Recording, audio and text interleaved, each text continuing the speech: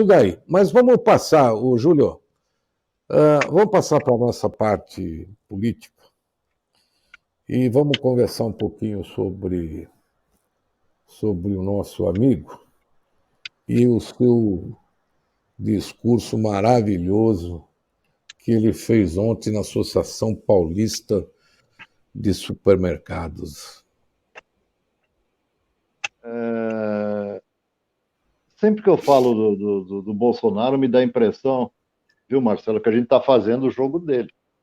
Sabe, o que ele quer é isso mesmo, que a gente fale dele e esqueça os problemas principais. Mas a coisa chegou num ponto que não dá para você passar batido, não dá para você banalizar tudo que vem acontecendo, né? Bom, mas vamos lá. Até porque ele está avançando, né? Ele vai avançando, ele vai testando e avançando. Né? Vai testando e avançando, não tenha dúvida disso. O presidente Jair Bolsonaro participou na segunda-feira, já foi na segunda-feira, né? Dia 16, do APAS Show. A APAS é a Associação Paulista de Supermercados, né? Que é, na verdade, o maior e mais importante evento do setor supermercadista do Brasil, né? E diante de uma plateia, assim, vamos dizer, tão qualificada, né? Eram mais de 800 empresários do país e do exterior que representam um segmento que movimenta aí alguns bilhões de reais por ano, né? O que se esperava é que a autoridade máxima do país falasse sobre questões relevantes, né? Questões importantes relativas ao setor, né? Como juros, crescimento, desemprego, impostos, inflação, desabastecimento, transporte, importação, política fiscal e por aí vai, né? Mas, no entanto, o que se viu foi um Bolsonaro mais destemperado do que o habitual, visivelmente alterado e vociferando, né?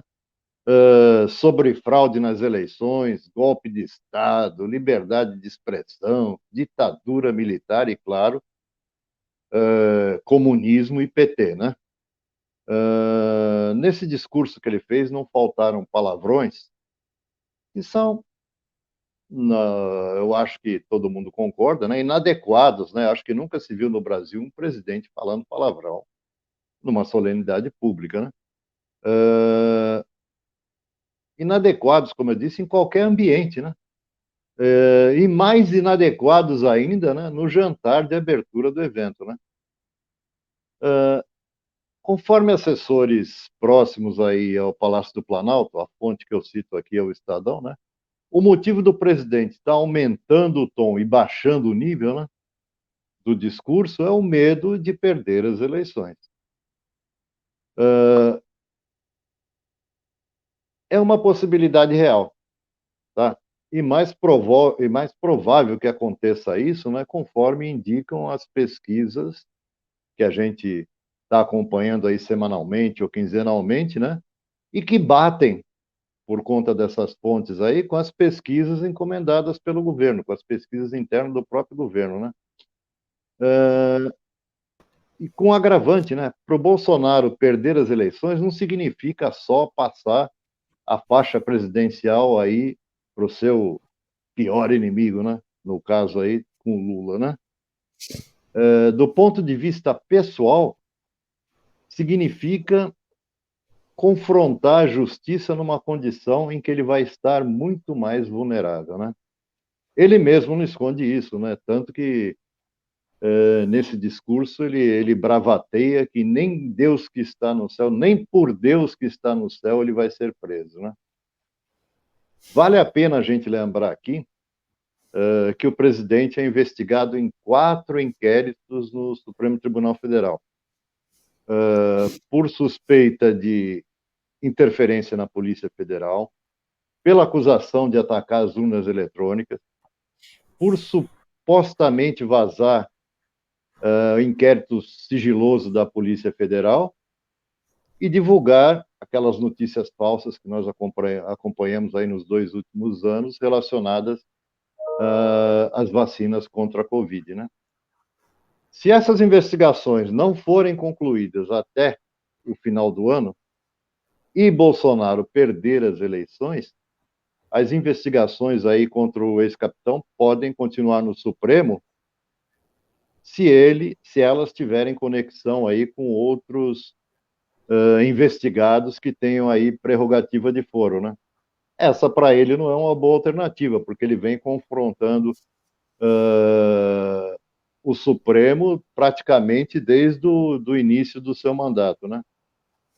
Se esses processos, essas investigações não ficarem no Supremo, elas passam para instâncias menores, né? Instâncias ordinárias da Justiça, dado que ele perdeu aí a prerrogativa de foro privilegiado, né? E isso também para ele é um perigo, né? Porque ele não sabe na mão de que juiz vai cair esse tipo de denúncia, né? Então, as duas situações para ele são ruins, né? E outra coisa que também já está aparecendo no horizonte, a gente já comentou aqui também, ele não tem realizações de governo para apresentar. Nem mesmo aquelas promessas mais singelas, né, vamos dizer assim, de campanha, ele conseguiu cumprir. Como, por exemplo, aí a instalação de colégios militares do Brasil, no Brasil, né? Só para dar um exemplo. Além disso, outro fato que também a gente comentou bastante aqui, tem comentado e vai comentar muito mais, ele tem contra ele que a inflação e o desemprego estão ali roendo os seus calcanhares, né?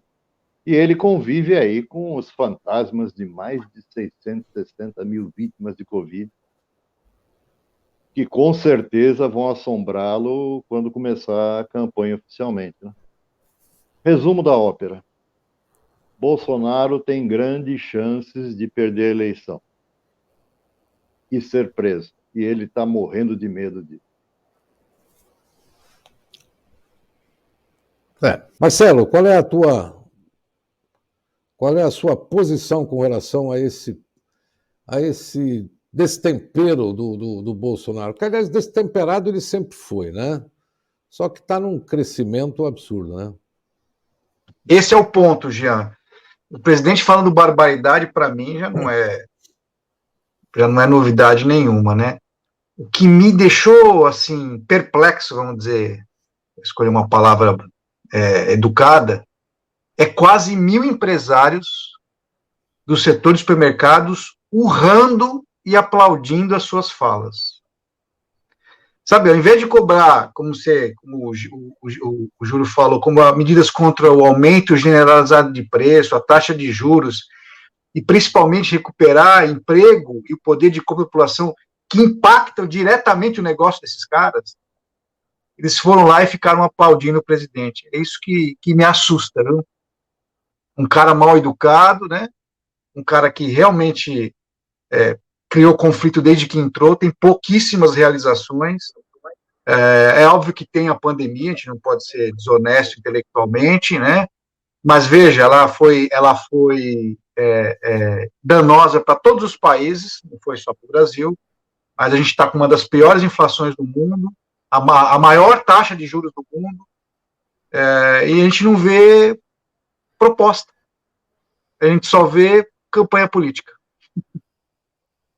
Nós temos Marcelo, eu vi um comentário interessante esses dias, que diz assim, né? A mulher dele, né, a primeira-dama, a Michelle, ela fala a língua dos anjos, né? E ele só fala a língua do demônio, não tem jeito, né? Impressionante. Aliás, eu aprendi uma palavra nova em inglês, que significa cônjuge. Husband. Vocês viram essa? Não. Não vê. Não? Não, ela Explica escreveu... a piada, né? Vou explicar a piada. A Michelle mandou um Twitter, sei lá o quê. Saudades de você, meu husband. Husband. R-U-S-B-A-N-D. Husband. Ela não sabe o que é com H. Ela não sabe o que é com H. Então eu vi uma piadinha em cima dizendo que husband é o sinônimo de cônjuge em inglês, entendeu? Entendi. Ou então na língua dos anjos, né? Marido na língua dos anjos. Pode Também. ser. Vocês estão desatualizados aí. Mas eu vi um comentário também hoje, bárbaro, de um cara que falou aí sobre a língua dos anjos, mas tudo bem. Mas eu vou dizer uma coisa para vocês que eu vi na live de ontem, e vocês vão. Eu vou me preservar aqui a live de quem eu assisti, porque não é. É um cara, obviamente, que não está favorável do Bolsonaro. Mas ele falou uma coisa que me chamou muito a atenção e eu coloquei no meu vídeo de chamamento do nosso programa de hoje. Que é o seguinte: em pleno 2022, você escolher ou deixar de escolher alguém politicamente é correto, é politicamente. Então, eu politicamente, no meu caso, não voto no João, na Maria e no José por razões políticas, tá certo? Agora, hoje, votar no Bolsonaro não é razão política. Não tem razão política para você votar num cara que contribuiu, isso são dados oficiais, né, levantados por universidades seríssimas, como o Harvard, por exemplo, o MIT.